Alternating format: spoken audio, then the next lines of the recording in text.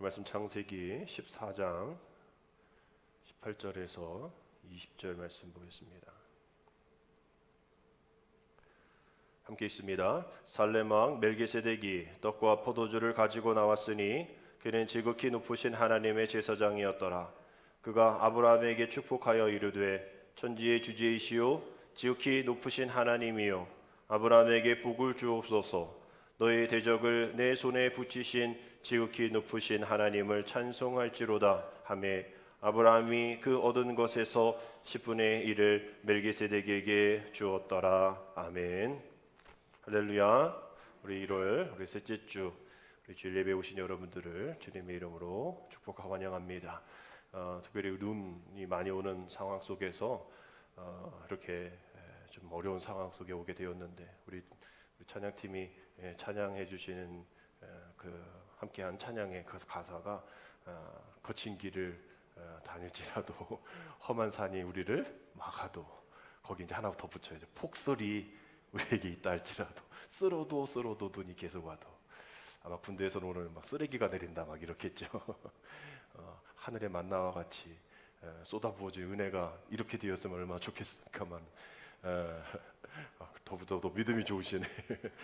쓸어도 저 재작년인가요? 한 4번 쓸어본 적이 있는데 오늘은 제가 아침에 일부 예배 전에 한번 쓸고 또 끝나고 쓸고 우리 장로님들도 쓸고 안내부원들 쓸고 오늘도 한 4번 쓸었는데 아직도 와요. 40cm 왔다고 하던데 이제 비가 오고 또 이게 눈이 오게 되어서 오늘 교통이 좀 많이 어려울 것 같습니다. 오늘도 지방 실행부 있어서 또 정선도 가야 하고 내일은 광고 말씀드린 대로 또 건강검진 때문에 원주 또 가야 하는데 저뿐만 아니라 오고 가는 모든 상황 속에서 지켜주시는 하나님의 은혜가 가득 넘치게 되기를 주님의 이름으로 축복합니다. 금주에부터 설명절이 시작되어서 그 어떤 주간보다 좀 마음이 조금 더 좀 들뜨지 않을까. 너무 이런 것 저런 것도 차려야 되고 또 챙겨야 되기 때문에 좀 힘드시긴 하셔도 또 끝무렵이지만 또 며칠 동안 또 쉴 수 있는 그런 부분들이 또 일은 해도 또 쉴 수 있는 부분들이 있어서 우리 마음이 또 한결 좀 편한 그 예배가 되지 않나 생각하게 되어지는데요.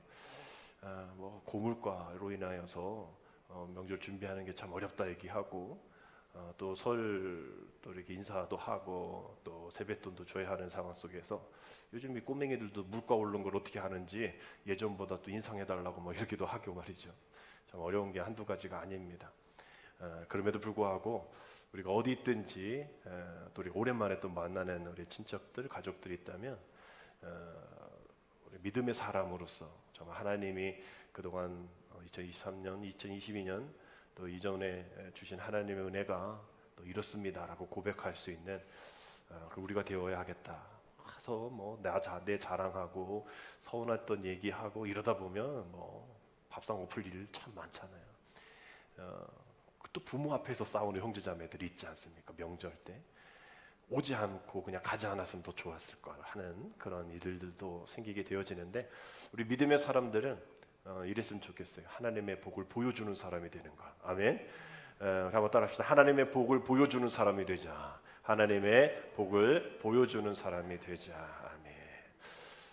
저 사람은 또 우리 친척 저 누구를 봤더니 하나님이 보이는 것 같아. 이삭이 아마 그랬죠. 이삭이 하나님이 이삭에게 축구복을 주니까 1년 매출이래. 소출이 100배나 되었더라. 그래서 블레셋 애들이 막 시기했다 그랬잖아요. 막 가축도 늘어나고 또 소산도 막 늘어나고 막 그러니까 막 시기했거든요. 세상 사람들은 하나님 주신 우리 복을 시기합니다. 그러나 우리는 하나님의 받은 그 복을 세워도 보고 또 알려도 주고 또 보여줄 그런 의무가 있다라는 것이죠.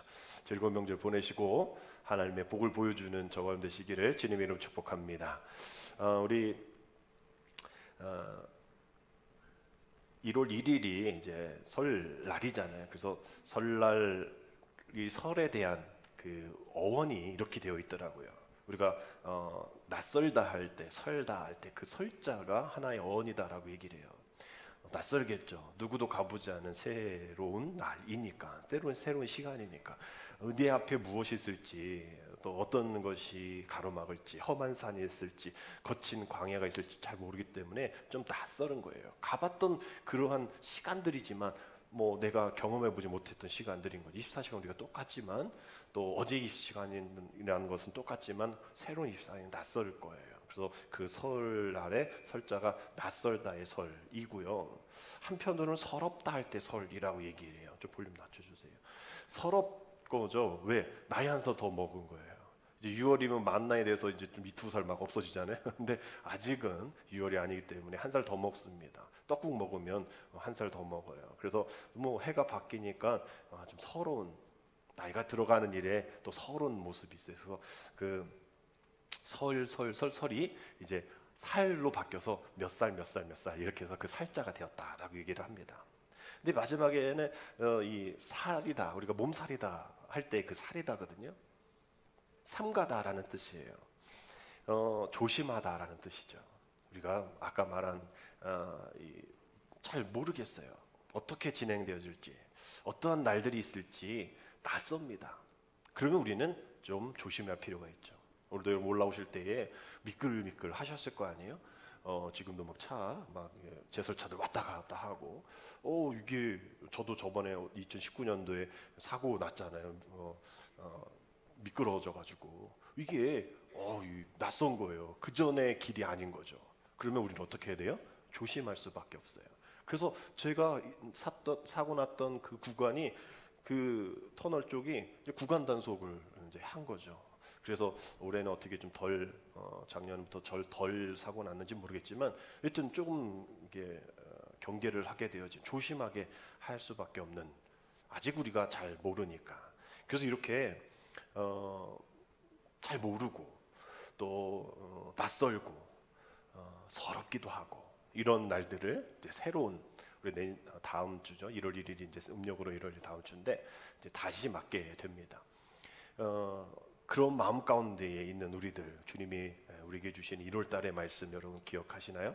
시편 몇 편이죠? 51편 12절에 있는 말씀을 같이 읽겠습니다. 주의 구원의 즐거움을 내게 회복시켜 주시고 자원하는 심령을 주사 나를 붙드소서. 아멘. 여러분 1월 달 달력 이렇게 보시면서 기도하세요. 시편 51편 12절의 말씀을 붙잡고, 즐거운 일이 없어요 하나님. 좀 로또도 당첨됐으면 좋겠고, 여러분 혹시 1년 전에 로또 사신 분, 근데 15일이면 오늘이네? 내일인가? 하여튼 16일인가 15일에 뭐 20억짜리가 안 찾아갔대요. 1등하고 2등하고 8천, 2등이 8천짜리인데, 뭐 여러분들 중에 있으시면 빨리 확인하시고 1년 되면 나라로 가니까 20억이래. 20억 내 건가? 13, 12 뭐 이러던데 하여튼 뭐 로또 된 것도 없고, 월급 올라간 것도 없고, 상여금 받은 것도 없고, 뭐도 없고 성경상으로 외양간 송아지도 없고 말이지요. 바지 소출도 없고, 우리가 뭐 없는 거 생각하면 즐거운 일 하나 없는데, 우리가 있는 것 하나 있죠. 뭐죠? 구원에 대한 즐거움이에요. 아멘. 우리가 구원 생각하면 이 구원이 어떤 뭐 신앙적인 거로만 생각하지 마시고, 오늘 나를 살려주신 하나님의 은혜, 오늘 내가 눈을 뜨게 해주신 하나님의 은혜, 이렇게 걸어서 눈 오는 모든 것들을 헤치고 걸어서 이곳까지 오게 해주신 하나님의 은혜. 그래서 거기 크게 써 있잖아요. 다시 옛적 새롭게 하여 주옵소서. 다시 새롭게 옛적 같게 하여 주옵소서. 그 전에 그 믿음, 뜨거웠던 그 열정들, 그 구원의 그 즐거움, 그거 하나만으로도 뭐가 없다 이것이 다 아무 소용이 없어지는, 아무 내 감정 속에서 내 감정을, 또 내 마음을, 또 내 상태를 좌지우지할 수 없었던 그 일들이 있었던 그 구원의 즐거움. 그래서 뭐라고 되어 있어요? 자원하는 심령을 주사. 왜? 자원하지 않으면, 우리가 일부러 하지 않으면 그 마음 다시 찾기가 어렵기 때문인 거죠. 자원하는 심령을 주셔서 우리가 어떻게 해요? 못해요. 그러나 우리 주님이 나를 붙잡아 주시면, 아멘. 주님이 나를 붙잡아 주시면 가능하다는 거죠. 새벽에 창세기 말씀 보면서 이따가도 말씀이 나오는데, 이 소돔과 고모라성에서 이 과정 속에 롯을 구원해 주신 하나님의 은혜가, 또 그 가정을 구원해 주신 하나님의 은혜가 천사의 손을 붙잡아 가지고 말이죠, 막 그렇게 된 일들, 또 막 이렇게 겁탈하려고 하는 막 소돔 고모라성 동성애들이 많으니까 막 천사들을 막 겁탈하고 했을 때에 문을 붙잡아 주시고 막 들어가라, 롯에게 내 딸 줄 테니까 들어가, 내가 알아서 할게. 문 닫아 버리시는 그 손, 그 붙잡아 주시는 손이 우리에게 있지 않으면 우리가 그렇게 주님 앞에 그 심령을 달라고 자원하지 않으면 그 구원의 즐거움을 우리가 얻을 수가 없다라는 거예요. 그래서 우리가 다시 새롭게 다시 한번 옛적 같게 하여 주옵소서. 그 구원의 기쁨. 그래서 요즘 많은 교회들이 영적인 제로 베이스 운동이 이제 일어납니다. 이제 새로 새해니까 다시 시작하자는 거죠. 다시 뭐 이렇게 저렇게 못했던 거 더 치우고 뭐 이렇게 한번 고쳐보고 그렇게 아니라 고쳤어 가지고 또 고장 날 텐데 뭘 또 고쳤어. 그러니까 다시 새롭게 하자는 거예요. 다시 그 구원의 즐거움을 위하여 자원하는 마음으로 주님 새롭게 나가겠습니다. 주님 나를 붙잡아 주옵소서. 이런 간절한 소망이 우리 새해 가운데에 일어나게 될 줄 믿습니다. 새해에 우리가 또 제가 맨날 설교하는 건 아니니까 그 초심으로 돌아가는 그런 마음, 그 마음들이 우리 교회 예배 가운데도 있었고 그 전에는 예배에 대한 얘기, 또 작년에는 기도에 대한 얘기를 연초에 시작했단 말이죠. 그래서 오늘은 우리가 이 헌금에 대한 또 물질관에 대한 이야기를 함께 나누는데 이건 뭐 거북한 얘기도 아니고 우리가 알아야 할 얘기면서 또 그렇게 또 많이 설교할 필요도 없는 다 알만하니까 하는 이야기라 여러분들 이해해 주셔야 됩니다. 얼마 전에 성탄절에 이런 사진이 있는 기사를 봤어요. 성탄절쯤이었어요. 이 플렉스 부부라는 이름의 제목이었는데 자기 이제 소비에 대한 것을 이제 얘기하는 그 신조어죠. 소비에 자랑하는 거 플렉스를 얘기하는데 이 플렉스 부부가 좀 어려운 이들이 있는 그런 곳에 수백만 원어치 유명 브랜드 패딩 점퍼하고 케이크를 전달했다. 그런 기사였어요. 그래서 뭐 그럴 만하고 그래 교회 다닌 사람이니까 대단하다. 그런데 그 기사에 많은 관심이 어떤 이분들의 인터뷰였냐면 이분이 이렇게 얘기하신 거죠. 우리는 난 기독교인데 교회 헌금 안 합니다. 그 헌금을 좀 모았다가 1년에 내가 이렇게 이게 어려운 이들 돕는 그래서 그들이 정말 그것을 쓰고 있는 그러한 곳에 사용을 합니다. 이렇게 이제 얘기를 한 거죠. 그래서 밑에 댓글에 보면 그러니까 교회 안 다니는 사람도 막 댓글을 달잖아요. 정말 참된 그리스도인을 봤습니다. 진정한 그리스도인입니다. 기독교인 내가 싫어하는데 당신 같은 사람은 내가 존경합니다. 뭐 이런 댓글이 달려 있고 막 좋아요도 많이 눌렀고 공유도 많이 있었어요. 그래서 헌금을 교회나 종교 시설이 아닌 개인이 모아뒀다가 사용하는 그 일들이 많은가 봐요. 그래서 국민일보 박종순 그 신앙 상담하는 그 컬럼이 있는데 거기도 이제 문의가 많이 옵니다. 그게 꼭 나쁜 것인가? 또 꼭 그래야만 하는 것인가?에 대한 이런 사회적인 이러한 개념들, 또 한국 교회의 신뢰도가 좀 많이 떨어졌기 때문에, 또 교회의 투명성, 재정의 투명성이 없기 때문에 이런 일들이 있는 것이라는 생각을 하는 거죠. 그럼에도 박준선 목사님, 원로 목사님은 그래도 자기가 섬기는 교회에 헌금하는 것이 헌금의 정도입니다. 그리고 특별히 11조는 내가 내 것으로 해서 내가 아무렇게 쓰는 것이 헌금이 아니고 11조가 아니듯이 정말 내 것을 떼는 것이 아니라 하나님의 것으로 구별해야 되고 고백하여지는 그런 헌금이기에 어떤 우리의 어떤 이 헌금이 돈으로만 생각을 하면 안 됩니다라고 얘기를 하더라고요. 그러면서 이제 근본으로 돌아가고 영적인 제로 베이스 운동을 이 헌금으로부터 다시 한번 시작하고 싶은 그런 마음으로 우리가 말씀을 한번 찾아보고 함께 읽기를 원합니다. 많은 그리스도인들이 헌금에 대해서 많은 오해를 하게 되어지는데 분명히 바르게 가리키는 것도 중요하고 그저 내가 있는 거 헌금하는 거 그저 아무 생각 없이 드려지는 것 의미가 없다라는 거죠. 그래서 스퍼전 목사님도 그 설교집에서 목사님들에게 한번 좀 뭐라고 한 적이 있어요. 그래서 이러한 헌금 설교 안 하는 목사는 직무유기하는 목사고 그것을 꺼려하는 목사는 진짜 목사 아니다. 뭐 이렇게 얘기를 하십니다.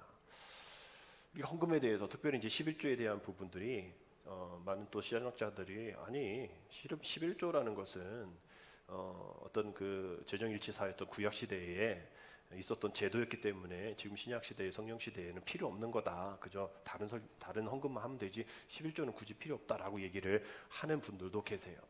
근데 그분은 그저 돈 이야기를 하시는 거죠. 우리가 11조는 우리가 사전에도 이렇게 나와 있듯이 신도들이 자기 수입의 10분의 1을 신에게 바치는 의미로 교회에 헌납하여 종교적인 목적을 위해 사용하도록 하는 일이다라고 사전에 등록이 되어 있고 우리도 그렇게 알고 있어요. 근데 문제는 11조를 왜 드려야 하는지, 성경 어디에 나와 있는지를 얘기를 하라고 하면 11조를 드리고 있는 상황 속에서도 우리는 그 대답을 잘 못합니다. 그래서 오늘 우리가 읽은 본문이 가장 기초적으로 11조에 대한 이야기하고 있는 구절이 나와 있기 때문에 여러분들에게 말씀을 드리는 거예요. 여러분 오늘 말씀을 한번 잘 생각을 하시고, 이제 뭐 제가 또 설교를 할까요? 뭐 다시 설교 안 할 것 같은데요. 우리가 뭐 창세기, 우리가 지금 새벽에 말씀 보고 있을 때도 그냥 지나갔던 말씀이거든요. 그러나 우리가 새롭게 되어지는 하나님의 은혜, 또 새로운 기초의 마음을 가지고 영적인 제로 베이스로 이 헌금에 대해서도 또 새로운 마음을 가지고 나아가는 것이 필요하다 생각을 해서 말씀을 드릴 테니까 여러분 그저 물질에 대한 얘기라고 생각하지 마시고, 내가 헌금을 드릴 때 이런 마음으로 드려야 되는구나라는 것을 생각하시고 또 이러한 본문의 말씀들을 좀 잘 기억을 해 주시기를 부탁드립니다. 우리 창세기 말씀을 볼 때도 우리 소돔과 고모라성 얘기를 할 때에 참 재밌는 얘기죠. 아브라함과 롯이 이렇게 자기 지역을 나눌 때 소돔성이 너무 좋아 버렸다. 그래서 너 가, 난 이쪽으로 갈게. 그래서 소돔성으로 갔던 롯의 이야기가 나옵니다. 근데 그 소돔 고모라 그 성 주변에 7개 이 부족이 살고 있었는데 이런저런 지역 다툼, 이기적인 이런 지역 분배 이런 것 때문에 전쟁이 일어나요. 전쟁이란 단어가 시작이 되어지는데, 근데 전쟁에 나가지고 소돔성이 함락이 됩니다. 근데 거기에 누가 있죠? 롯이 살고 있었잖아요. 그 가족들이 살고 있었잖아요. 그러니까 아브라함이 그 소식을 듣고 이거 안 되겠다 싶어서 사람들이 이제 꾸려서 나가긴 하는데, 이거 모아 보니까 318명밖에 안 되는 거야. 그 318명 가지고 뭘 이길 수 있어요? 그런데 이겼단 말이에요. 그 소돔성을 장악하고 있는 애들을 다 이겨버렸어요. 그래가지고 승전해가지고 이렇게 왔단 말이죠. 이렇게 왔더니 살렘 왕 멜기세덱이 반갑게 맞이하는 그 장면이 오늘 우리가 읽은 말씀입니다. 근데 여기서 하나의 단어를 우리가 볼 때에 19절에 천지의 주제라는 그런 표현이에요. 그가 아브라함에게 축복하여 이르되 천지의 주제이시오 지극히 높으신 하나님이여 아브라함에게 복을 주옵소서라고 축복을 합니다. 전쟁터에서 온 아브라함에게 말이죠. 근데 이 얘기는 그저 그냥 야, 너 수고했어, 대단해, 이런 얘기를 하는 게 아니에요. 천지주제라는 단어가 들어있기 때문이죠. 그 이야기는 이겁니다. 전쟁을 이긴 아브라함, 너의 능력으로 이긴 것 같지? 318명? 아니야. 전쟁을 이기시게 하신 분은 천지의 주제이신 하나님이시야. 하나님이 간섭하신 일이야. 하나님께 영광 돌려야 해 라고 이야기한 거예요. 그래서 거기서 아브라함이 멜기세덱 왕에게 11조를 드린 이야기가 오늘의 우리가 읽은 이야기입니다. 최초의 11조인 거죠. 20절 말씀 봅니다. 너희의 대적을 네 손에 붙이신 지극히 높으신 하나님을 찬송할지로다 하매 아브라함이 그 얻은 것에서 10분의 1을 멜기세덱에게 주었더라. 여기서부터 이제 11조가 시작이 된 거예요. 그저 내가 돈이 있어서 10분의 1을 드린다가 아니라 질 수밖에 없는 전쟁터에서 우리 가족을 지키기 위해 질 수밖에 없어 어쩔 수 없이 목숨 걸고 가서 하나님이 우리 가족을 보호해 주셔서 이기게 해주셨다는 거죠. 그것에 대해서 감사하라고 멜기세덱이 얘기를 해줬는데 11조를 멜기세덱이 줬단 말이에요. 그럼 멜기세덱이 뭔데 말이죠. 그래서 멜기세덱에 대한 얘기가 히브리서 7장에 나옵니다. 히브리서 7장 보면 오늘 말씀이 쭉 나와요. 전쟁 얘기 똑같이 얘기를 해요. 그러면서 7장 2절 3절에 아브라함이 모든 것의 10분의 1을 그에게 나누어 주니라 그 이름을 해석하면 먼저는 의의 왕이요 그 다음은 살렘 왕이니 곧 평강의 왕이요 아버지도 없고 어머니도 없고 족보도 없고 시작한 날도 없고 생명의 끝도 없이 중요한 거예요. 하나님의 아들과 뭐해서 닮아서 항상 제사장으로 있느니라. 하나님의 아들과 닮아서 항상 제사장으로 있는 멜기세덱이라고 얘기하는 거예요. 그래서 멜기세덱이 특별히 몇 년부터 몇 년까지 살았던 왕, 살렘 왕 이런 것이 역사적으로 중요한 게 아니라 예수님의 모형인 거예요. 예수님의 모형. 멜기세덱이 이 아브라함이 승전하고 왔을 때에 떡과 포도주로 이렇게 환영하거든요. 우리 예수님의 성찬을 얘기하는 거죠. 그래서 이 성경을 하나님의 은혜로 하나님의 역사로 이렇게 쭉 써지는 거잖아요. 하나님의 역사가 예수 그리스도를 통해 드러나기 위해서 거기서부터 멜기세덱을 통해서 예수님을 보여주는 거예요. 구약은 그겁니다. 예수님을 계속 보여주는 거예요. 신약은 예수님을 보여준 거고 앞으로 예수님을 구약에서 계속 보여주는 거죠. 멜기세덱이 결국 예수님의 있음을 보게 되어지는 거죠. 천지의 주제이신, 또 오늘 여기 히브리서의 말씀처럼 의의 왕, 또 평강의 왕, 그 의의 왕 평강의 왕께 우리의 가족을 지켜주심을 감사합니다. 내가 이겨서 내가 능력으로 뭐 318명으로 뭘 어떻게 이겨요? 내가 이긴 것이 아니라 하나님이 이기게 하셨습니다. 그러니 그 하나님 앞에 11조를 드립니다. 숫자로 1이 아니에요. 그저 10개 중에 하나가 아니라 그 히브리인들의 개념 속에, 또 수학은 산수구는 철학이다라고 얘기를 하거든요. 그래서 수학하는 사람들이 아이 뭐 숫자 노름이야 그러면 되게 싫어해요. 숫자 노름이 아니에요. 이 수에는 철학이 들어있어요 라고 얘기를 해요. 그도 그럴 것이, 우리가 장자의 이 출애굽 때 장자의 이 재앙이 있었잖아요. 그 장자의 재앙은 그저 장자만 죽이겠다가 아니라 그냥 전멸이에요. 장자는 전멸이에요. 모든 것이거든요. 그러니까 첫 번째, 하나라는 것은 첫 번째, 또 장자, 모든 것을 뜻하는 거예요.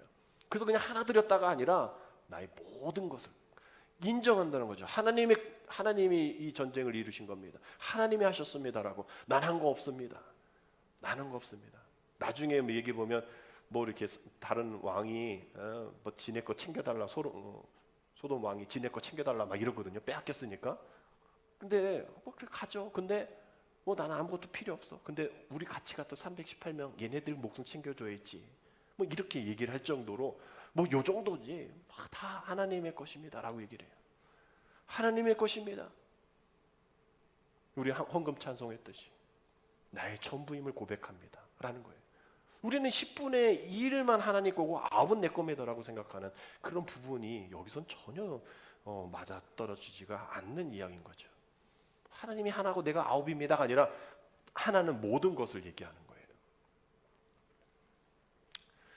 그래서 우리가 이 10분의 1을 드린다는 것은 하나님이 10의 1을 가지시고 내가 9을 갖는 게 아니라 그 9을 통해서 하나는 하나님의 것이 분명하고, 그래서 나의 신앙의 표현을 하는 것이고, 그 9을 가지고 하나님의 뜻대로 살겠습니다 라는 거죠. 하나님의 뜻대로 살겠습니다.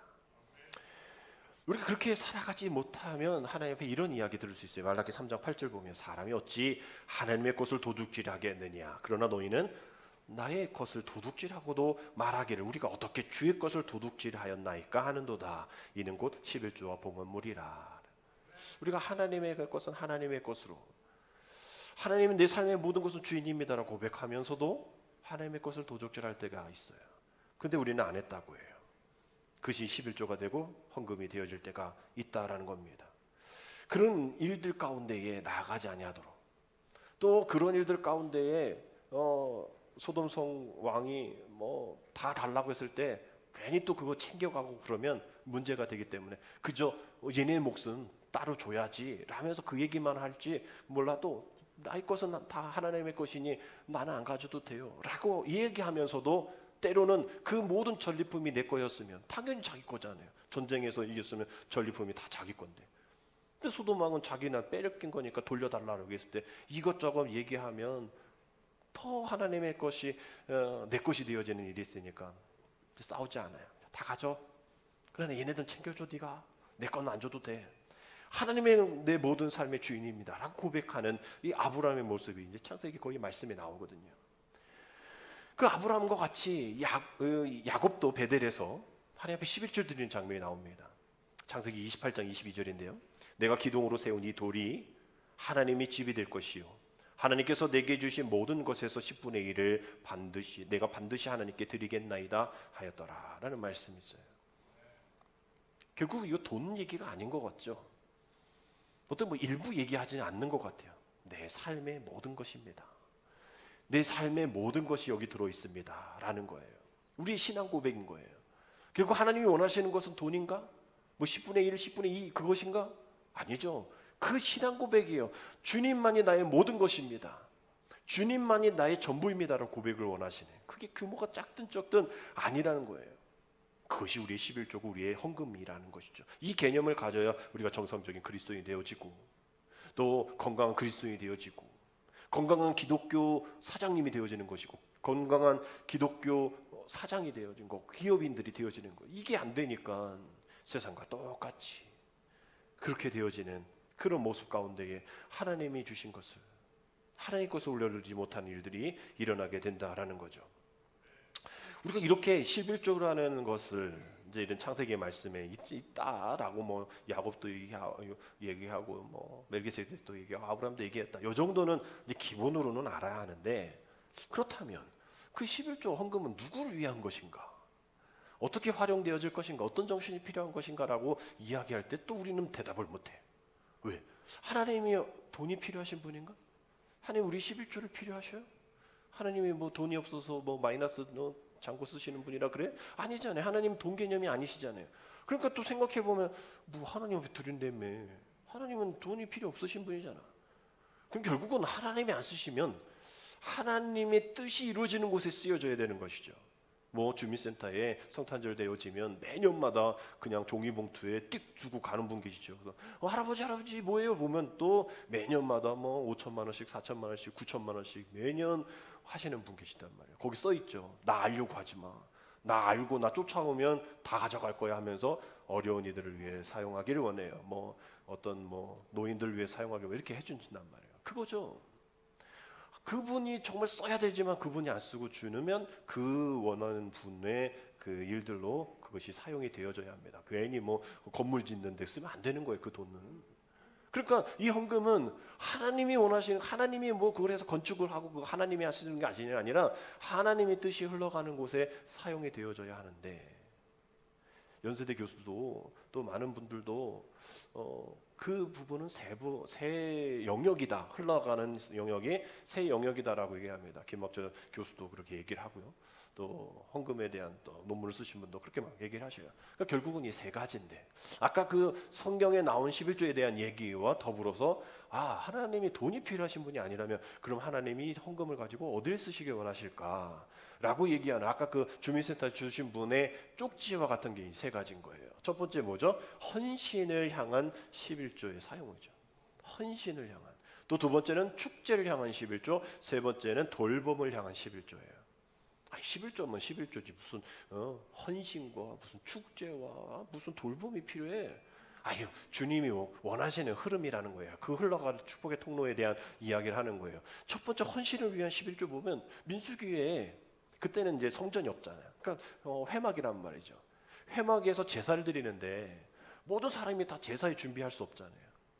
모든 사람이 다 예배 준비할 수 없잖아요.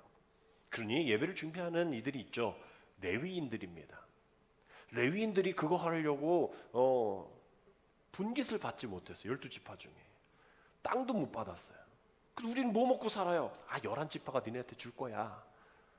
11지파가 니네한테 줄 거야. 11조 해가지고 줄 거야. 너는 그저 예배만 잘 드리게 준비해. 그거 뭐 애들 제사하려고 뭐 돈을 갖고 오면 다 각두고 말이지. 뭐 제사장 할 때 같이 도와주고 말이야. 제사장 가면 레위 지파에서 올 거야. 레위 지파다 하면 제사장이야.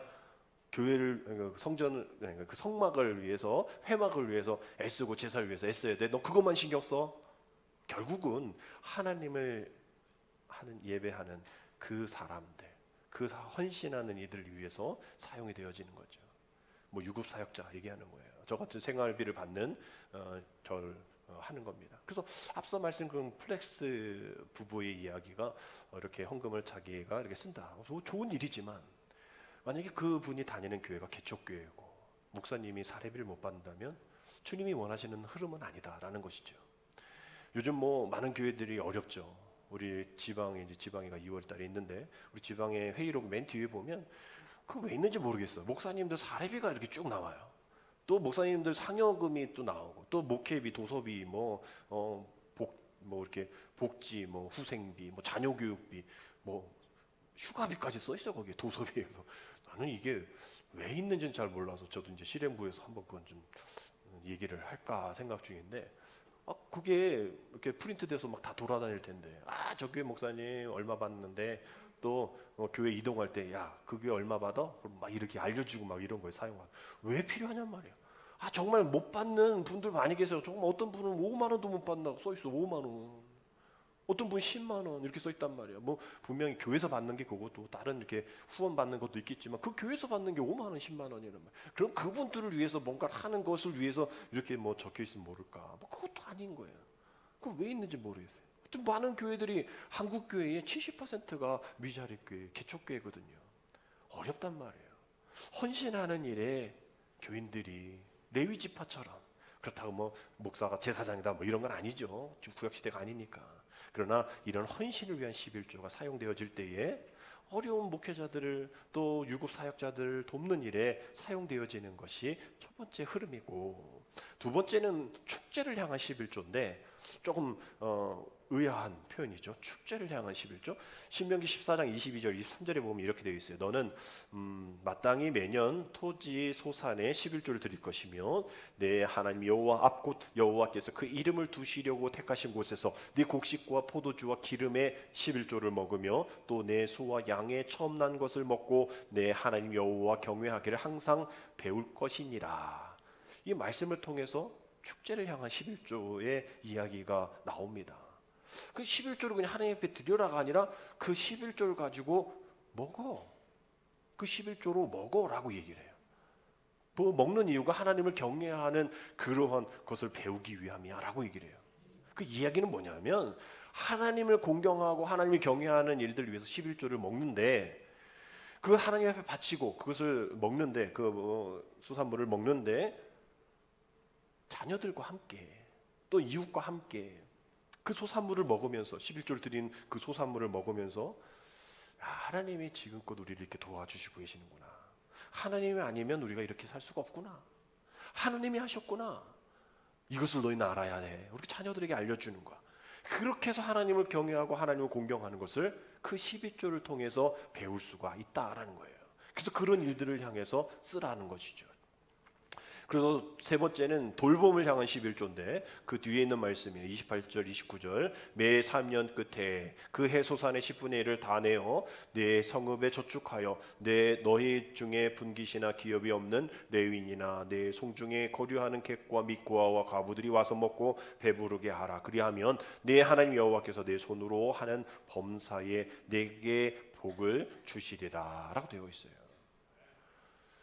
3년마다 걷는 12조에 대한 얘기를 하는데 여기서 거류하는 객이란 다른 성경에는 이제 떠돌이, 외국인 뭐 이렇게 얘기를 하거든요. 즉 그 현지인들과 다르게 권리가 없고 박탈당하고 어려운 상황에 놓인 이들, 그들을 통해서 이 11조를 통해 돌봄을 해야 한다라고 얘기를 하는 거예요. 고아 과부는 성경 안에서 대표적인 경제적인 약자를 얘기하잖아요. 그들이 성 안에 있다면 그들이 배불리 먹고 기뻐하는 것이 11조의 정신이다라고 얘기를 하는 겁니다. 그런데 다시 한번 앞서 말씀드린 그 플렉스 부부의 이야기, 그분을 뭐라 하는 게 아니라 그러한 마음들이 사실상 우리가 이렇게 흘려보내야 할 일들이 있다라는 거죠. 세상 사람들은 왜 교회가 아무것도 안 하냐, 세상을 향해서 좀 돈 좀 내라, 어려운 사람을 위해서 좀 구제 좀 해라. 아니, 안 하냐고. 우리가 기독교인이 80%를 해요. 사람들 그걸 모르지. 기독교인이 80%하고 천주교가 불교가 5% 10%도 안 해요. 근데 우리는 그걸 드러내진 않잖아요. 왼손이 하는 거 오른손이 하는 거 뭐 모르게 하나 봐. 이 구절 때문에 그런 것 같아요. 근데 요즘은 좀 드러내라라고 얘기를 좀 하긴 하는데 너무 모르는 거지 사람들이. 너희 좀 니네만 먹고 배부르게 하지 말고 좀 도와줘. 남들 좀 구제를 해. 사회복지를 위해서 좀 애를 써. 사회구원을 위해서 애를 써. 라고 얘기하는데 그 어느 누구보다도 기독교가 사회복지를 위해서 사회구원을 위해서 80%의 일들을 감당하고 있다는 것을 사람들은 모릅니다. 그것에 대한 그 일들이 있는 거죠. 그래서 결국은 이 우리의 헌금들이 교회 안에서도 그렇게 흘러나가고 있는데 그것이 이렇게 저렇게 재정적으로 어렵고 힘들고 또 투명하지 않다 보니까 그럴 바인 건 내가 알아서 하겠다라는 그러한 이야기들이 많이 나오게 되어지는 거죠. 그러나 교회 안에서도 충분하게 그 일들을 위해서 애쓰고 있는 재무부의 일들 또 교회의 방향성들이 있다는 것을 기억하셔서 정말 이 세 가지의 정신들 또 이 말씀 안에 있는 11조의 근거들을 여러분 꼭 기억을 하셔야 됩니다. 그러지 않으면 예수님이 말씀하신 것처럼 누가복음 11장 42절에 껍질만 남는 예배 또 껍질만 남는 물질 또 헌금이 될 수밖에 없어요. 화 있을진저 바리새인들에게 얘기하죠. 화 있을진저 너희 바리새인들이여, 너희가 박하와 운영과 모든 채소의 11조는 드리되 공의와 하나님께 대한 사랑은 버리는도다. 그러나 이것도 행하고 저것도 버리지 말지나 할지니라. 다 하겠다는 거예요, 그죠? 아니랬는데도 하겠다는 거예요. 결국 11조, 결국 껍데기가 아닌 그 안에 있는 하나님의 정의, 하나님의 자비, 하나님의 거룩하심, 그것을 내가 지키겠습니다, 나의 신앙 고백입니다 라고 이야기하면서 함께 나누는 이 축제가 되어지는 그런 방향으로 나아가야 된다라는 것이죠. 여기까지는 물질에 대한 이야기입니다. 그러나 우리가 물질 드렸다고 해서 끝이 아니라 우리는 물질뿐만 아니라 시간을 주님 앞에 드려야 하는 것이죠. 고린도서 9장 11절 말씀 보면 연보라는 단어가 나와요. 어르신들은 연보라는 단어가 익숙할 수도 있습니다. 헌금이라는 단어를 쓸 때, 뭐 대표교 될 때 오늘 연보가 잘 하나님의 은혜 가운데 흘러나갈 수 있도록 주옵소서라고도 얘기하신 분들 계셔요. 여기 나와 있는 말씀 때문이죠. 너희가 모든 일에 넉넉하여 너그럽게 연보함은 그들이 우리로 말미암아 하나님께 감사하게 하는 것이라. 여기서도 연보가 헌금이잖아요. 헌금이라는 단어인데 옛날에 그렇게 썼죠. 그 헌금이 하나님께 감사하는 것이다라는 거예요. 결국 하나님 앞에 감사하는 것이 물질로 표현되어진 것이 끝이 아니라 연보, 이 헌금이 물질뿐만 아니라 이러한 날 연보로 되어 있는, 내가 시간을 드리고 하나님 앞에 나를 드리겠습니다. 왜? 내가 물질이 없어요. 내가 주님 앞에 드릴 만한 것 없어요. 그러나 주님 앞에 드리고 싶어요. 드릴 것 시간밖에 없어요. 내 몸밖에 없어요. 주님, 내 몸, 내 시간 받아 주옵소서. 내 나를 받아 주옵소서라고 드리는 것이 날 연보라는 개념이에요. 그래서 우리가 옛날에 뭐 부흥성에 가면 뭐 강사님이 막 얘기하잖아요. 막 헌금이 올라왔는데 헌금이 막 빈봉투더라. 열어봤더니 내 자신을 드립니다. 뭐 이렇게 했더라. 은혜였다. 막 얘기를 했다는 그 보는 건 또 막 들었죠. 드릴 헌금이 없으니까 거기에 적어가지고 나를 드립니다. 그럼 정말 뭘 해야 될 거 아니에요. 그래서 이 날연보라는 이 이야기들이 한국교회가, 우리 지난주에 하디 선교사 얘기하면서 원산 부흥성회, 그다음에 평양 부흥성회까지 그 불길이 일어났다라는 그 1903년에 얘기를 했잖아요.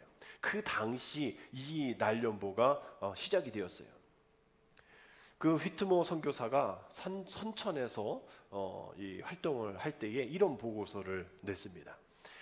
교인들은 이웃 불신자들에게 전도하고 멀리 복음이 들어가지 않는 곳에 복음을 전하기 위해 설립한 전도회를 자발적으로 지원하는 것에 그치지 않고 개인적으로 좀 더 주님을 위해 헌신하려는 욕망이 솟구쳤습니다. 이런 욕망을 돈이 아닌 시간을 바치는 것으로 표현되어 구체적으로 바칠 수 있는 날수를 적어내고는 개인적으로 불신자들에게 전도하는 형태로 발전하였습니다 라고 되어 있어요. 이게 1904년 정도 11월에 이런 보고를 낸 겁니다.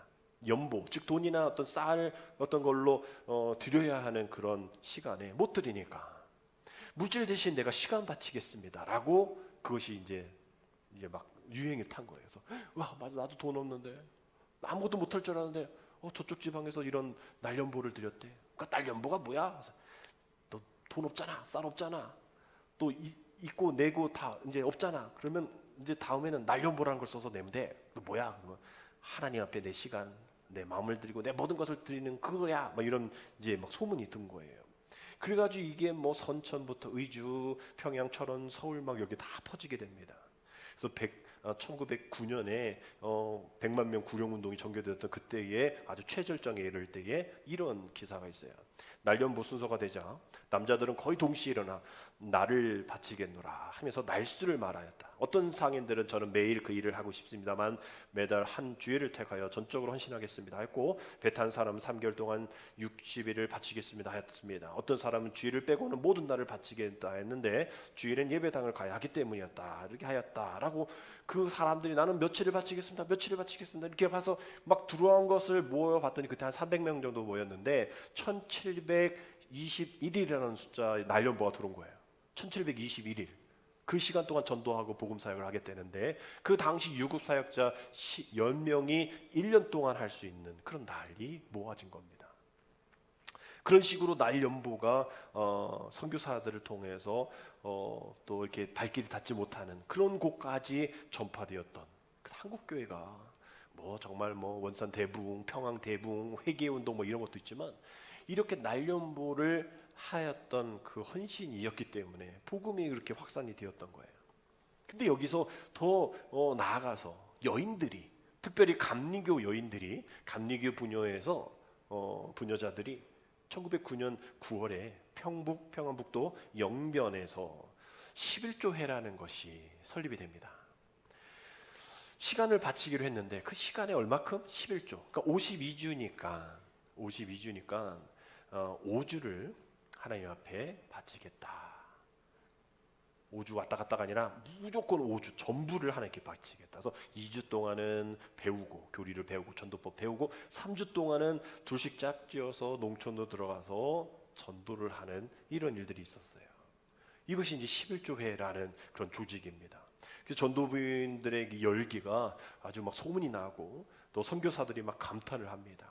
그래서 1910년 영명지방에 활동했던 감리교 선교사 ST라는 분이 이렇게 보고를 했어요. 아마도 11조회란 명칭을 바꿔야 될 것 같습니다.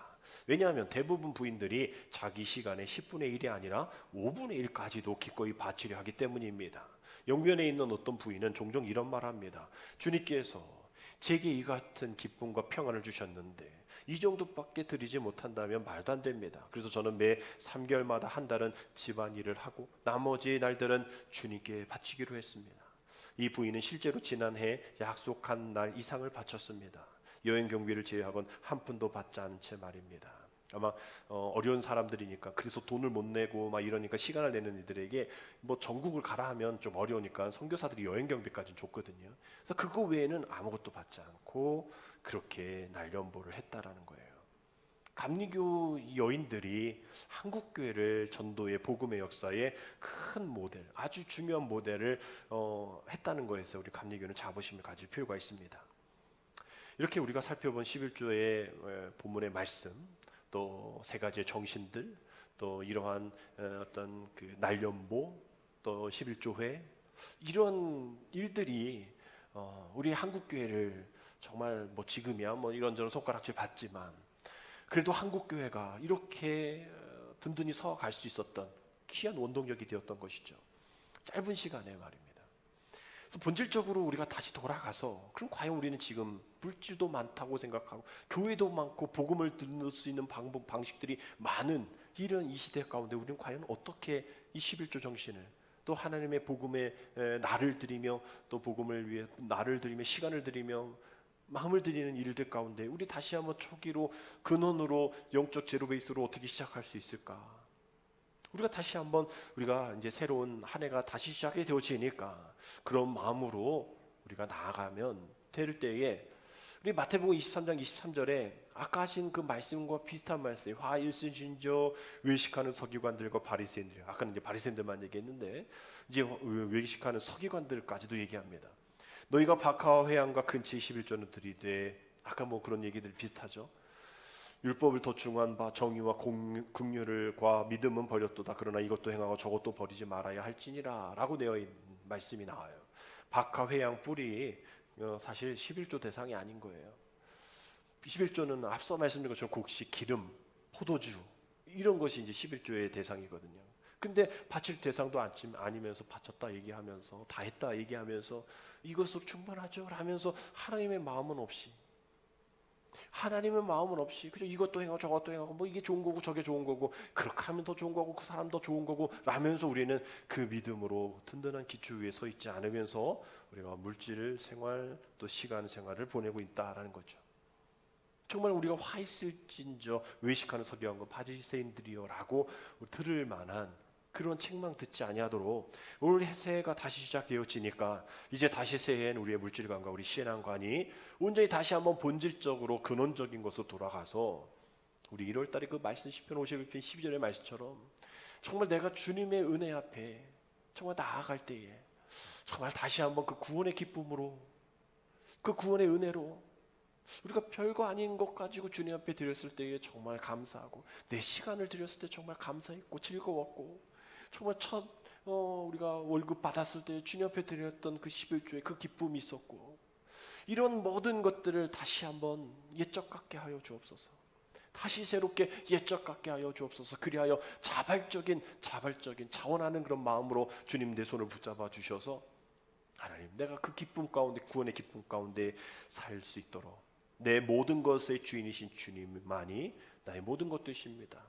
우리가 이렇게 고백하면서 다시 새로운 한 해를 시작하게 되어지면 하나님 우리에게 주시는 풍성한 은혜, 우리의 세상을 향한 축복의 통로가 되어지는 우리의 삶, 또 복음의 사람 전도자로 살게 하옵소서. 우리가 결단하면서 나가는 한 해가 정말 주님이 우리의 그 신앙 고백을 받으시는, 그래서 주님이 필요하시지 않지만 우리가 그 물질로서 주님 앞에 올려드리면서 그 주님이 그 받으시는 그 물질이 세 가지의 통로를 통하여서 또 그렇게 되어지지 못할 때 우리가 드려지는 시간을 통하여서 우리 주님이 우리에게 충만한 은혜로 그래 내가 너의 주인이야, 그래 너가 너의 주인이야 라고 인정하고 우리도 고백하고, 그래서 그 고백의 그 마음 가운데에 주님이 주시는 은혜가 다시 한번 새해 가운데에 충만하게 시작되어질 수 있기를 주님의 이름으로 축복합니다. 기도드립니다.